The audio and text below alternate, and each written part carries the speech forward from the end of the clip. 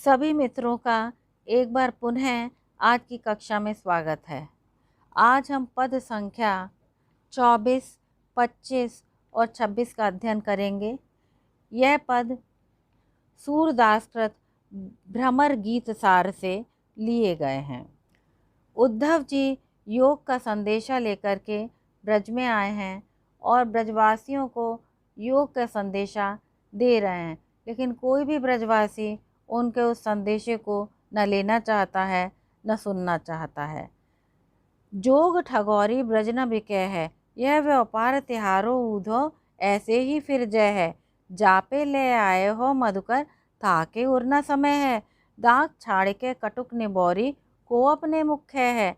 मूरी के पातन के कहना, को मुक्ता फल दे है। सूरदास प्रभु गुनहि छाड़ के, को निर्गुण निर्भय है। गोपियाँ उद्धव के ज्ञान योग का उपहास करते हुए स्पष्ट रूप से कहती हैं कि जोग ठगौरी ब्रज न बिके है। कहती हैं कि तुम जो निरर्थक वस्तु से ठगी करने के लिए ब्रज में आए हो, संपूर्ण ब्रज नहीं बिकेगा। तुम्हें अपनी ये जो निरर्थक सी वस्तु है, इसे वापस अपने साथ लेके जाना ही पड़ेगा। यह व्यापार तिहारो ऊधो, ऐसे ही फिर जय है। यह जो तुम व्यापारी बनकर के आए हो और ज्ञान योग की गठरी लाद कर लाए हो, ये तुम्हारा व्यापार यहाँ नहीं चलेगा। ऐसे ही फिर जय है। तुम्हें ऐसे ही अपना सारा सामान लेकर के वापस जाना पड़ेगा। जापे ले आए हो मधुकर, ताके उड़ना समय है। अरे हे मधुकर, तुम यह जो घाटे का सौदा लाए हो, जिससे लाए हो, क्या ये उसके हृदय में ही नहीं समाहित हो पा रहा था? दाख छाड़ के कटुक निबोरी, को अपने मुख्य है। कहते हैं कि तुम ही बताओ कि मीठे अंगूरों को छोड़कर, दाख माने अंगूरों को छोड़कर, कौन कड़वी निबोरी को अपने मुख में रखेगा? कौन नीम की निबोरी खाना चाहेगा? अर्थात ऐसा कौन मूर्ख होगा जो कृष्ण के प्रेम को छोड़ करके तुम्हारे ज्ञान योग की भक्ति को अपनाएगा। मूरी के पातन के केना, को मुक्ता फल खे है। और इस ब्रज में ऐसा कौन मूर्ख होगा जो मूली के पत्तों जैसी तुच्छ वस्तु के बदले में मुक्ता फल, अपना कृष्ण के प्रेम रूपी मुक्ता फल तुम्हें दे देगा। यानी तुम्हारा जो लाए हो, तुम हमारे लिए जिस नीरस ज्ञान को लाए हो, वो हमारे लिए मूली के पत्तों के समान सारहीन और तुच्छ है। और हमारा जो कृष्ण के प्रति प्रेम है, वो अत्यंत मूल्यवान और श्रेष्ठ है। हम इतनी मूर्ख नहीं हैं कि मूली के पत्तों के बदले में हम तुम्हें मोती दान में दे देंगे। सूरदास प्रभु गुनहि छाड़ के, को निर्गुण निर्भय है। सूरदास जी कहते हैं कि भाई हम तो सगुण भक्ति के उपासक हैं और अपने कृष्ण के प्रेम को छोड़ करके को निर्गुण निर्भय है। भला कैसे निर्गुण निराकार भक्ति को अंगीकार करेंगे? हे उद्धव, ये हमारे बस का नहीं है। जैसे तुम इसे लेकर के आए हो, वैसे ही तुम इसे वापस अपने साथ ले जाओ। यहाँ संपूर्ण पद में विशेष रूप से वक्रोक्ति अलंकार दिखाई देता है और इस पद में ज्ञान और योग का तिरस्कार किया है, प्रेम और भक्ति का समर्थन। दाग छाड़ के कटुक निबोरी, इसमें अन्योक्ति अलंकार है और जोग ठगौरी में रूपक अलंकार भी दिखाई दे रहा है। वियोग श्रृंगार ब्रजभाषा का प्रयोग और काफी राग में यह पद गीये है। पद संख्या 25।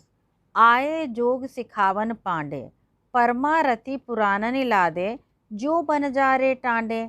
हमरी गतिपति कमल नयन की, जोग सिखैते रांडे। कहो मधुप कैसे समाएंगे, एक म्यान दो खांडे। कहु षटपद कैसे खयत है, हाथिन के संगांडे।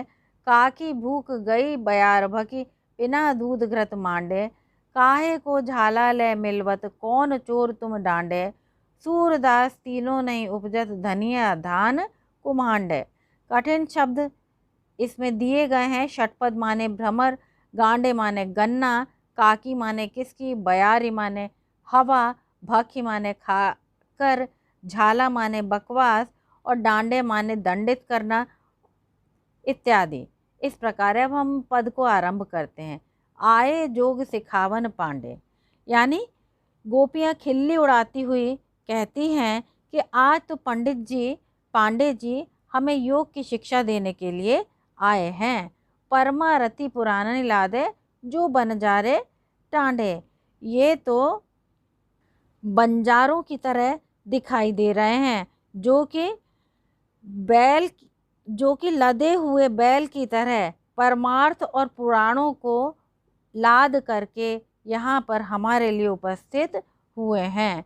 हमरी गतिपति कमल नयन की, भैया हमारी गति तो, हमारा प्रेम संबंध तो कृष्ण से ही, एकमात्र कमल नयन से ही है कि जोग सिखाते रांडे।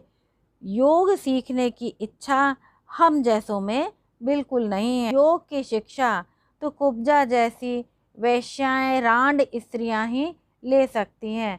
हम तो एकमात्र कृष्ण की अनन्य प्रेम की उपासिकाएं। कहो मधुप कैसे समाएंगे एक म्यान दो खांडे।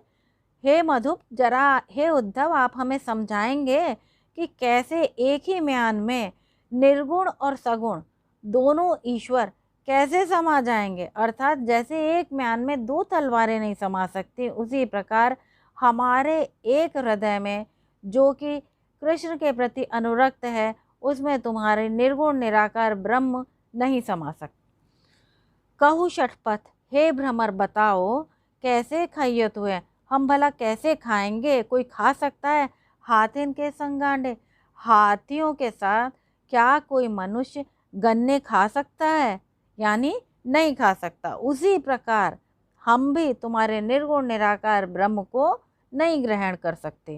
काकी भूख गई बयार भकी, भला तुम ये बताओ दुनिया में ऐसा कोई है इंसान जो कि हवा बयार भकी, हवा खा खा करके जिंदा रहा हो, या उसकी भूख भाग गई हो।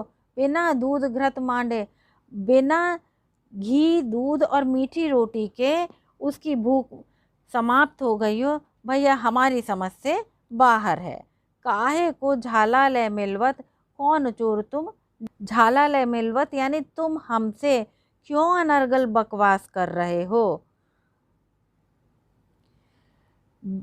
कौन चोर तुम दांडे, यानी तुम ऐसे चोर हो जिसे झूठ बोलने के कारण दंडित किया जाएगा।